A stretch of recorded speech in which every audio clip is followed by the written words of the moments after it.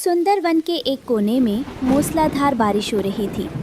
रानो चिड़िया अपनी बूढ़ी माँ, बेटे कुकू और बेटी गुड़िया को अपने पंखों में समेटे एक घने पेड़ की ओट में बैठी रो रही थी। उसके पति टुन्नू चिड़े ने शहर की एक अमीर चिड़िया के चक्कर में आकर अपनी बीवी रानो चिड़िया और मासूम बच्चों को घर से धक्के मारकर निकाल दिया था। माँ, आप चिंता मत करो, जब तक मेरे शरीर में जान है मैं अपने बच्चों और आपको भूखा नहीं सोने दूंगी। भले ही उसने हमें घर से निकाल दिया, लेकिन भगवान तो देख रहा है ना। बेटी, मुझे अपनी चिंता नहीं है, पर इन मासूमों का क्या कसूर था? टुन्नू इतना पत्थर दिल कैसे हो गया? माँ, मुझे भूख लगी है। पापा ने हमें क्यों भगा दिया? क्या हम अब कभी अपने घर नहीं जाएंगे? भैया रो मत, हमारी माँ है ना, वो हमारे लिए कुछ ना कुछ खाने को जरूर लाएगी। अगले ही दिन से रानो ने हिम्मत जुटाई और जंगल के अमीर पक्षियों जैसे मीठी तोती और लूसी कबूतरी के घरों में झाड़ू पोछा और बर्तन साफ करने का काम शुरू कर दिया। जो थोड़े बहुत दाने या पैसे मिलते, उससे वो किसी तरह अपने परिवार का पेट पालने लगी। दिन बीतते गए, पर अचानक एक रात सुंदरवन में इतिहास का सबसे भयानक तूफान आया। तेज हवाओं ने पेड़ों को उखाड़ फेंका, सारे फलदाना बह गए, जंगल में अकाल पड़ गया। हर पक्षी भूख से बेहाल था। रानो को कई दिनों से कोई काम नहीं मिला था। इसी बीच भूख और ठंड के कारण रानो की बूढ़ी माँ की तबीयत बहुत खराब हो गई। वो बेहोश हो गई। रानो रोती हुई डॉक्टर तोताराम को बुलाकर लाई। डॉक्टर अंकल, देखिए ना, माँ को क्या हुआ है? ये अपनी आंखें क्यों नहीं खोल रही? रानो, तुम्हारी माँ की हालत बहुत नाजुक है। भूख और कमजोरी ने इनके शरीर को खोखला कर दिया है। अब इन्हें कोई साधारण दवा ठीक नहीं कर सकती। तो कोई तो उपाय होगा डॉक्टर अंकल। एक ही उपाय है रानो। यहाँ से बहुत दूर बर्फीले पहाड़ों के पार एक जादुई सेब का पेड़ है। अगर तुम्हारी माँ को उस पेड़ का एक चमत्कारी सेब मिल जाए तो वो तुरंत ठीक हो सकती हैं। लेकिन वो रास्ता बहुत खतरनाक है। वहाँ जाना जान जोखिम में डालना है।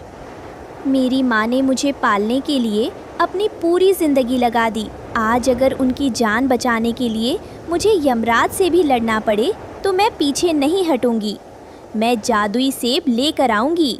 रानो बर्फीले पहाड़ों की ओर उड़ चली। थककर चूर होने के बाद आखिरकार वो उस बर्फीले पहाड़ की चोटी पर पहुंची, जहां सोने की तरह चमकता हुआ जादुई सेब का पेड़ था। जैसे ही रानो सेब तोड़ने के लिए आगे बढ़ी, तभी एक गूंजती हुई आवाज आई। ठहरो ए नन्ही चिड़िया, तुम कौन हो और मेरे जादुई फल को छूने की हिम्मत कैसे की? क्या तुम्हें अपनी जान का डर नहीं? प्रणाम हे देववृक्ष, मैं एक बेसहारा माँ हूँ। मेरी बूढ़ी माँ नीचे जंगल में मौत से लड़ रही है। डॉक्टर ने कहा है कि सिर्फ आपका एक सेब ही उनकी जान बचा सकता है।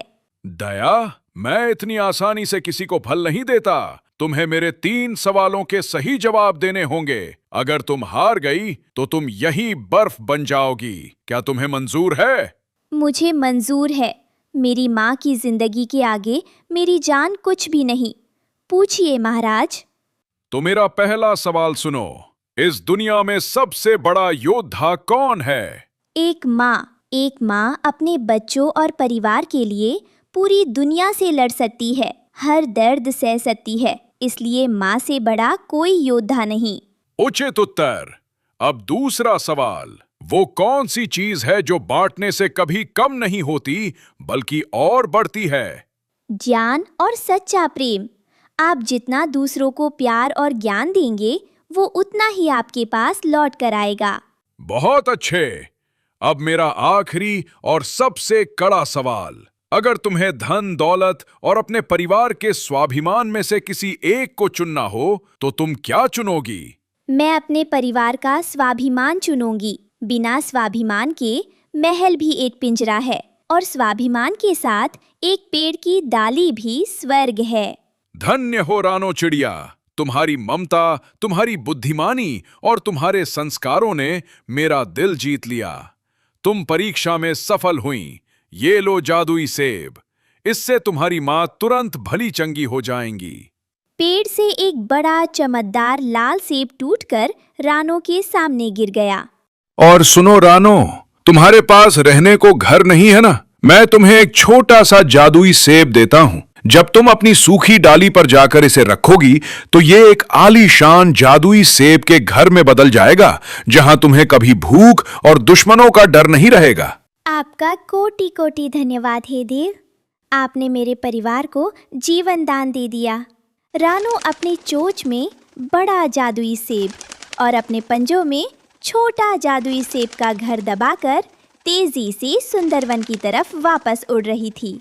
लेकिन तभी रास्ते के एक घने पेड़ पर बैठे कालू कौवे और उसके दोस्त जग्गू कौवे की नजर उस चमकते हुए सेब पर पड़ी। अरे जग्गू, देख देख, वो रानो चिड़िया की चोंच में क्या है? वो सेब तो सोने की तरह चमक रहा है। हाँ भाई कालू, ये तो कोई साधारण सेब नहीं लगता। इसे खाकर तो हम अमर हो जाएंगे। चल, इससे छीन लेते हैं। दोनों कौवे काव काव करते हुए रानो के आगे आकर उड़ने लगे और उसका रास्ता रोक लिया।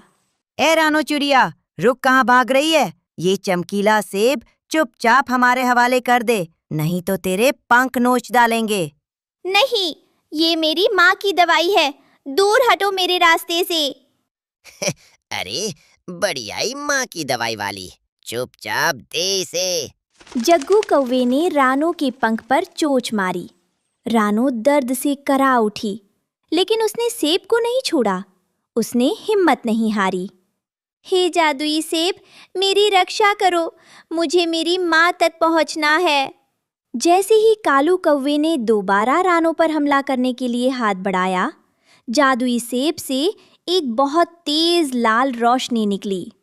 हाँ, अरे बाप रे, मेरी आंखें, मुझे कुछ दिखाई नहीं दे रहा। जग्गू, भागो कालू भाई, इस चिड़िया के पास कोई जादुई शक्ति है, हम अंधे हो जाएंगे। दोनों कौवे डर कर भाग खड़े हुए। रानो घर पहुंची। माँ की सांसें बहुत धीमी चल रही थी। रानो ने तुरंत जादुई सेब का एक टुकड़ा तोड़कर माँ के मुंह में डाल दिया। जैसे ही जादुई सेब का रस बूढ़ी माँ के गले से नीचे उतरा, उनके चेहरे पर रौनक लौट आई। अरे रानो, कोको, गुड़िया, मुझे क्या हुआ था? अब तो मुझे बिल्कुल दर्द नहीं है और ऐसा लग रहा है जैसे मुझ में जवानी जैसी ताकत आ गई हो। नानी माँ ठीक हो गई। नानी माँ ठीक हो गई। माँ, तुम दुनिया की सबसे अच्छी माँ हो। माँ, ये सब इस जादुई सेब का चमत्कार है। और देखो, जादुई पेड़ ने हमारे रहने के लिए ये छोटा सेब भी दिया है। रानो ने उस छोटे सेब को जमीन पर एक साफ जगह पर रख दिया। देखते ही देखते वो छोटा सा सेब बड़ा होने लगा। वो एक बेहद खूबसूरत 2 मंजिला लाल सेब के घर में बदल गया। उसमें सुंदर खिड़कियाँ, एक छोटा सा दरवाज़ा और अंदर आराम करने के लिए मुलायम घास के बिस्तर थे। घर के अंदर से मीठी मीठी सेब की खुशबू आ रही थी। सबसे बड़ी बात ये थी कि उस घर की दीवारों से हमेशा खाने के लिए मीठे और ताज़े सेब निकलते रहते थे, जिससे उन्हें कभी भोजन की कमी नहीं होने वाली थी। वाह माँ, ये घर तो बहुत सुंदर है। अब हमें कोई धूप और बारिश में बाहर नहीं निकालेगा। बेटी, तेरी ईमानदारी, सब्र और मेहनत का फल भगवान ने तुझे दे दिया। अब हम यहाँ हमेशा खुश रहेंगे।